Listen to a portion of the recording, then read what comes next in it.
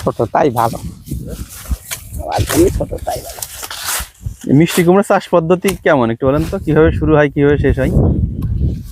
আসলে আমরা তো পাট কাটি শ্রাবণ মাসের পয়লায়, জি বুঝছেন? জি বা যারা পাট বনে না তারা অনেকে ধান লাগায় জি। এই জমিতে। সামনের সন আপনার জ্যৈষ্ঠ আষাঢ় মাসে পয়লায় লাগানো যাবে মিষ্টি কুমড়া। তাই তখন আছে ওই 60 জাত লাগাতে হবে, ওই বড়টা। তাই তখন এইগুলো আর হবে না, ও। এইগুলো শ্রাবণ মাসেই লাগাতে হয়। ও মানে এই সুরভিগুলো। আর ওইটা আর 60 বেঙ্গল থাইকিং ওটা একটু আগে লাগাইতে হয়। ওটা আছে আপনার জ্যৈষ্ঠ মাসে লাগালেও ভালো হয়, ও, এবং এসে ওইগুলো ফলনে বেশি।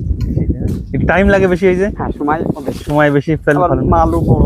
বড় হয়। সে যদি দেখা 20টাই 1 মন হয়, ও 5টাই 1 মন তাই কি 8টাই 1 মন। ধরে কি বেশি না কম ধরে? আবার 60 বেশি ধরে।